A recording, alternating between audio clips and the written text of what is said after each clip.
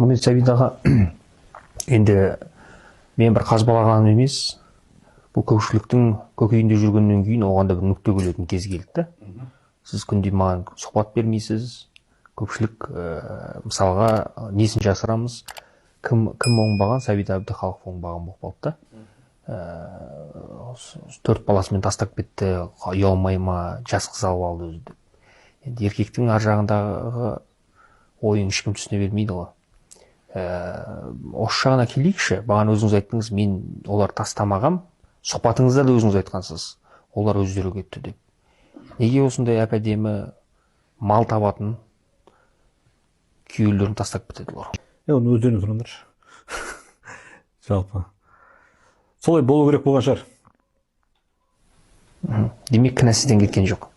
Жоқ, мен кінәлі емес, манау кінәлі деп ешкімді жамандап, өзі мақталып, біреуді үйтіп, мен балаларым аман болсын, балаларымның анасы олар аман болсын. Қол көтерген жоқсыз оларға. Бұл енді өмір болған екен, мен өте қатал күйеумін негізі, оны мойындаймын. Тем более танымал адамдарға қатал болмасаң, өнер адамдарына өте қиын. Ал өнер адамына танымал адамға еркіндік керек кішкене. Ал қатал болдым мен. Отбасы болған екен ыдыс-аяқ сыңғырлады. Мінезім бар. Мен періштемін деп айтпаймын. Мүмкін мен жаман шығармын. Құрметті Сәбит аға, енді қатал бола тұра осылай осыдан шығып кетсе, оны қалай түсінуге болады дегенім ғой. Солай болу керек болды ғой, деласын, езбелеп, қазбалап. Бақытты болсын. Ешқайсысы бәрі жақсы, екеуі де жақсы, аман болсын. Құдайға шүкір, ұлым өсіріп отыр. Рахмет, Айгүлге рахмет. Айгүлдің анасына рахмет, тәрбиелі Асылжан деген баланы өсірді. Ол басында болады, ол кеткен кезде Айгүлді бір 3-4 жыл баламен көрсетпей, аластырмай, бір ашуланып, содан кейін барып, бәрі өз орнына келеді. Мына жақта да солай болды. 3-4 жыл кішкене балалармен араласпай, сондай мәселелер болды. Құдайға шүкір, 3-4 жылдан кейін бәрі орнына келді. Біз қазір ол анау не болды, мынау не болды деп ешкімнің алдына ештеңе ақталмаймын. Болатын нәрсе болды, уақыт көрсетіп жатыр. Мен қазір отырып алып, мен балаларым шеше жайына жаман сөз айтпаймын. Өйткені мен балаларым өсіп қалды. Ол болған нәрсе, ол мен өзімнің жеке басымдағы личный проблемам ғой. Мен жеке өмірім. Әр отбасында әйтеуір бір проблема бар. Біреуінің баласы ажырасады, біреуінің қызы ажырасады, біреудің өзі ажырасады деген сияқты. Сол сияқты қазақтың бір қарапайым отбасында болған менің де бір басымдағы проблема ол. Жақсы. Ары қарай өмірге жеңіл қарау керек, ешкімге ренжімеу керек. Негізі мен қазір сондайға ауыстым. Бұл жүрек ауруына байланысты. Негізі біреуге ренжіп жүрсең, ұйықтау да ауыр болады, өмір сүру де ауыр болады, денсаулыққа да ешкімге ренжімеймін. Бәрі керемет. Болашақпен өмір сүру керек қой. Өтетін нәрсе өтті, кететін нәрсе кетті. Енді жасыратын ештеңесі жоқ. Алтынай Жорабаеваның барлық репертуарларын кезінде өзіңіз таңдадыңыз. Сізден кейін хит әндер шыққан байқамай жүрміз. Неге деп ойлайсыз?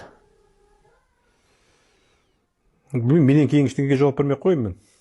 Менің кезімде ол енді Ереннің жүрегі Астана, Жұбайлар жыры, Өмір өзен бір жұбаныш айтқан ғой, негізі орындаған Чеңбетте жүріп.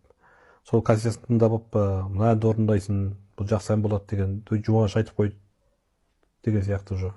Гүлмира Ақырбеков орындап жүрді, айтылып жүрген ән ғой деген сияқты, жоқ бұл ән хит болады деп мен Қайрат Жәнібеков марқұммен аранжировкасын жасатып, менде интуиция болатын. Мына ән хит болады, мына болмайды, мына былай болады деген. Бірақ кей кезде қателесетінмін. Негізгі хиттардың бәрін, елге танымал болған әндердің бәрін мен таңдадым. Өзіңіз таңдадыңыз. Жалпы бұл репертуармен таңдайтын, негізі арасында қателескен кездер де болды. 2005 жылын еске түсірейікші. Славянский базарға Алтынай ханымды Латвияға дейін апардыңыз. Ақшта өткен дүбірлі додаға да бардыңыздар. Ірі бағанағы додаларға өзіңіз сүйреп апарғаныңызды көпшілік білет деген ойдамын. Басты мақсатыңыз кәдімгі бағанағы халықаралық жарыстарда бірінші орын алсын, әйтеуір барлық күшіңіз салған сияқтысыз. Жоқ, бұл 2002-2003 жылдардан кейін барып жалпы продюсер деген дүние келді ғой бізге. Ең алғаш. Алғашқылардың бірі болып солай айтып ғой. Жақсы продюсерлер, Қыдырәлілер жұмыс жасап жүрді. Ерік Тастанбековтер мықты продюсер бар ғой бізде. Жақсы продюсер жұмыс жасап жүрді. Сол кезде әйтеуір осы продюсер деген жұмысқа қызығып, сол кезде актерлықпен қатар сол продюсер болғаннан кейін, былай айтқанда, продюсер не әншіні жоғары деңгейге алып шығу. Негізгі жұмысы жақсы репертуар жасау. Әрине ол кезде шетелге шығу деген ол кезде көп емес еді. Көп әншілер ол кезде фестивальға көп бара бермейтін, көбісі клип түсіретін ол кезде. Сол кезде Славянский базарға, Белоруссияға, Латвияға, Юрмалаға бір фестиваль болды сол жерде. Тағы Египет бар, ақш бар, әйтеуір жұмыс жасадық қой. Барлығын өзіңіз нөлден бастадыңыз. Қателеспесем, 2018 жылы мына үйіңізді бітіріп кірдіңіз осы жерге. Сонда сіз барлық мүліктеріңіздің барлығын, алдында қателеспесем, жоғары жақта үйіңіз болған, пәтерлеріңіз болған, оның барлығын Алтынай ханымға тапсырып кеттіңіз ба?